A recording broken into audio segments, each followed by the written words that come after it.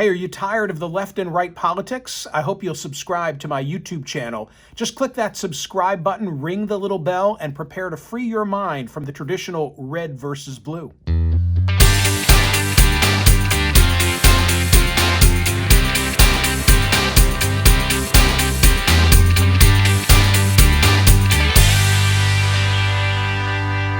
So, this is a case of first impression, meaning I don't remember discussing this particular subject in the 3 decades that I've been doing talk radio. And I'll frame it as follows and then allow my guests to change the framing. I'd put it like this. Did your next door neighbor, when you were growing up, impact your worldview?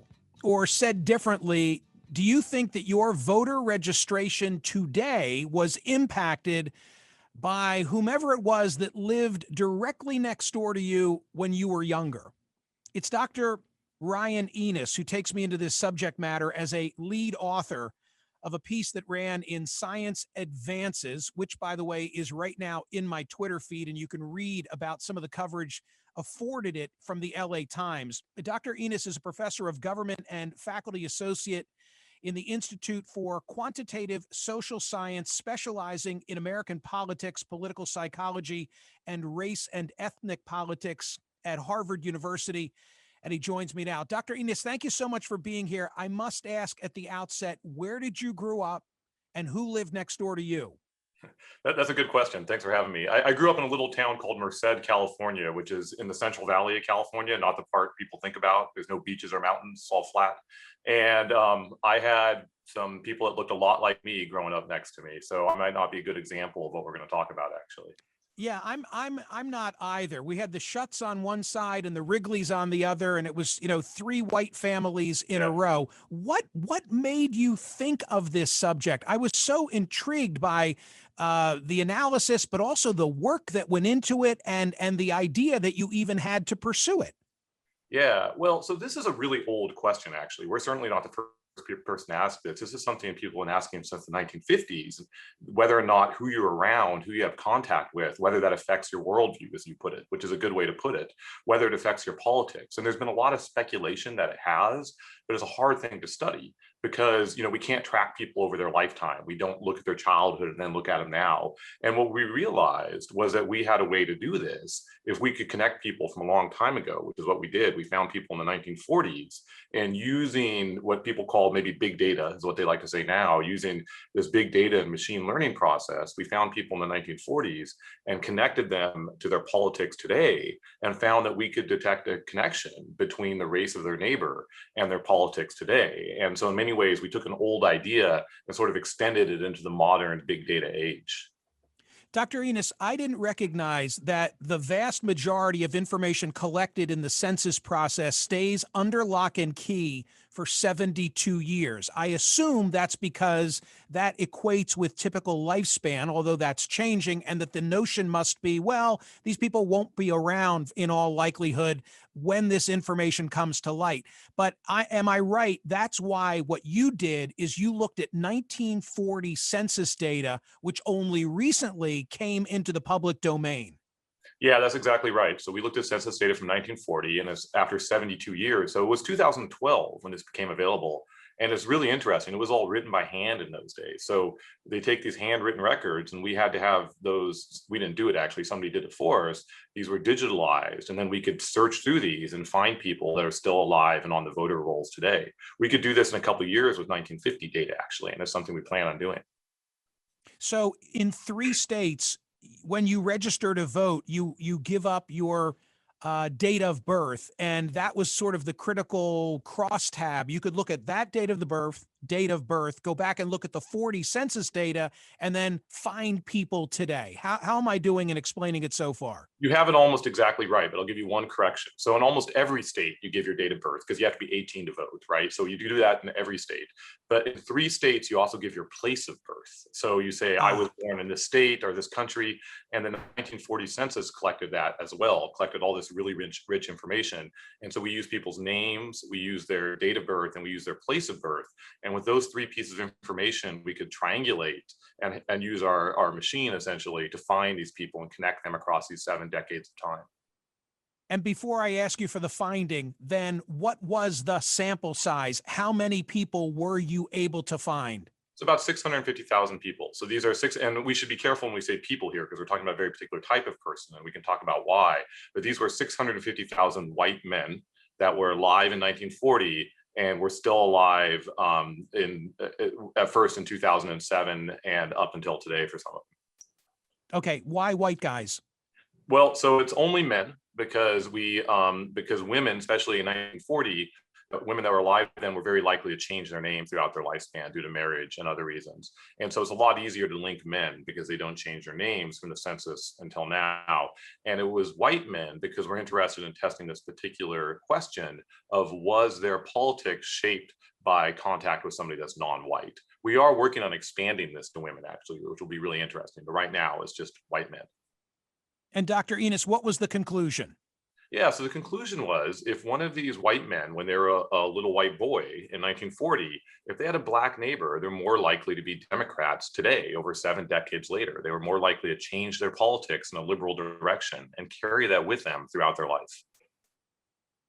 That is fascinating. And when you say neighbor, you mean most proximal, right? We're Yeah. talking next door neighbor. And that's exactly right. And that's an important caveat. So it's not just you had a black person down the street from you or somewhere in your town or something like that, but an immediate neighbor. And this is one of the keys because what we do is we take people that live pretty much in the exact same neighborhood. So we'll say, here's one person on a block, one of these white boys that had a black neighbor, and one of these white boys up the street from him that maybe did not have a black neighbor. And today their politics look different. So in other words, the person who was a block away, you don't see the same pattern in terms of being more likely registered in the Democratic Party today that you do with the next door neighbor. Yeah, that's absolutely right. And the word pattern you use is important, of course, because these aren't absolutes. Some people that had a black neighbor are Republicans and some people that didn't are Democrats. And we're talking on averages here, and it turns into a pattern. But this little boy in the 1940s that had a black neighbor then is slightly more likely to be a Democrat today than the one that did not. And I think you brought this out in your research. It meant something different historically to be in the Democratic Party. I mean, the Southern Democratic Sure. tradition, much different than you see in the red state, blue state divide of today. Okay, let me ask this question.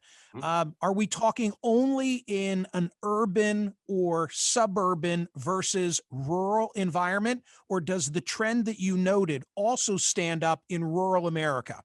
It also stands up in rural America. As far as we can tell, it's a little stronger in an urban environment, which you might imagine would be the case because you sort of know your neighbors more, but we don't detect really strong differences between the two.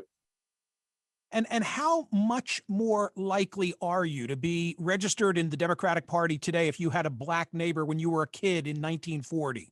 Yeah, so it depends on how you want to measure it, but let's put a number of about 3 percentage points. Now I know that doesn't sound huge, right? Some people can be like 3 percentage points. Why are we even talking about this, right? So, but I want to say a couple things about that. So one is it's hard to move somebody's partisan registration. This is something that people determine really early in life, and it doesn't move much. And 3 percentage points over across a whole population is actually a lot of people. So we're talking 650,000 people, and those are just the ones we can find. And what we're asking is, if society was more integrated, let's say we looked out in society and there were, in the 1940s, there were, let's say, 10 million more white Americans that had a black neighbor, which would have been a possible thing if we were a less segregated society at that time. That would have been a lot more Democrats today. So 3 percentage points, when you consider it across the millions of people that it could possibly affect, that's actually a really big difference in a society. So your study provided great dinner fodder at my house on Sunday night. I was using your paper as a conversation starter with my wife and I and our 3 sons who are 20 something and all still in school or grad school. Here was the reaction of one of them. He said, "Well, but Dad, isn't this really indicative of the family having made that housing decision initially, meaning not the boy in 1940, the white child, but maybe this really is telling us that his parents were receptive to living next to the black family, and therefore they had a political bent already inclined to be more progressive." Yeah, so your son is exactly right. I'd be curious to know what he's doing in school, because what he's pointing to is exactly the issue that we would call a threat to inference with these studies, which is an issue of selection, where maybe people select into this neighborhood and they bring their politics with them, not that their neighbor affects their politics. And so this is something we had to think very carefully about, and we did a lot of things to try to make sure that wasn't the case. One is by looking into this a particular neighborhood. So we're saying we're looking at people that lived really close together and just have that one difference. And you imagine if somebody, let's say the neighbor that didn't have a black neighbor, or this person that didn't have a black neighbor was a real bigot, they probably would have moved out of the neighborhood altogether. And so we're sort of controlling for real, for really strong selection effects that way. The other thing though is we just know a lot about these people besides just who their neighbor was. We make an attempt to try to control for the politics of their parents. We control for their parents' income. We actually know whether or not they moved in how recently they had moved, so we can catch people that just would have picked up and moved away right away. We know how recently their neighbors got there, and we look at all of that and we try to account for it as the best we can. And we can't be totally sure, but as far as we can tell, it's not that. It's not that people are just bringing their politics with them and living next to black neighbors. It's not a problem with selection. We think it really is that black neighbor that was affecting their politics. Do you have, I'm holding up for the benefit of a YouTube audience, the scientific paper that is the result of this research. And I'm wondering, do you have any intention of doing interviews with some of the people that you are referencing to ask them to reflect on their childhood? Yeah, absolutely. And that's a really good question, because we actually started to do that last year and it kind of got put on hold, like a lot of things, because of the pandemic. And we're getting ready to do it again. But I'll tell you, it was so interesting, because one thing you learn, as we might know, is people that are now in their 80s really like to talk about their childhood, but they have a lot of really rich experiences. And you can ask them this question directly, which we don't always do in science, but sometimes there's some advantage to it. And you say, this is what we're trying to find out. And they'll tell you a lot about it. And they're really self-reflective. And one of the things that was most striking to me is some of them would say, I see my racial attitudes now and I see my politics, and in many ways they're out of step with what I would like them to be. I find myself holding racist attitudes. And they say, I believe if I would have grown up in a different time and place with different people around me, they would be different now. And people actually self-reflectively say that, and it's really, really interesting to watch. The first line of the summary paragraph for Science Advances says, does contact across social groups influence socio-political behavior? Why does it say social groups and not racial groups? Well, because this is a much bigger question than just racial groups, and the reason is we could imagine this matters across all kinds of different groups, religious groups, ethnic groups, even maybe political party groups. And in the United States, we think about race because, of course, it's important. But there's a bigger question, which is just, do diverse societies, how well do those function? Will they be harmonious over time?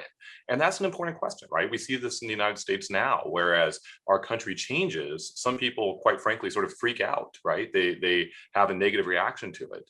And one question is then, if people have a negative reaction when a place diversifies by race or ethnicity or religion or whatever, will that eventually sort of sort itself out? And will that society be harmonious moving forward? And since we can look over a really long period of time, we think we're speaking to that question. Now I get it. I didn't understand when I read it, but now I totally get your word choice. For example, you could run this same analysis or experiment and look at a family. I don't know how many there would have been in 1940, but did you grow up next to, say, a Muslim household? And if Yeah. so, what can we discern about your voting registration today? That's exactly right. And we might imagine, if we were going to look at this study now and say, let's look at ourselves in 70 years and look at our children in 70 years, we might pick a group like a Muslim household, or maybe living next to a Latino immigrant or something like that, because it's a more general problem of diversity and how that makes our societies function. Finally, Dr. Enos, and thanks for being so gracious with your time. Make us all look smart. Give us the water cooler fodder that we can all use. Hey, there was this analysis by this really smart guy from Harvard and some colleagues from BU, and here's what they found. Explain. Yeah, okay. So you could say there's this analysis by this guy at Harvard, and I don't know if I trust him or not, but this is what he found. He said that he said that if we look at people when they are children and we can still find them over 70 years later, we'll find that who their neighbors were then affects their politics now. And if they lived next to somebody that was different than them, if they experienced racial diversity, it might make them more liberal today. Really well done. Thank you so much. I appreciate your time and your work. Thank you. Thanks for having me. Really appreciate it.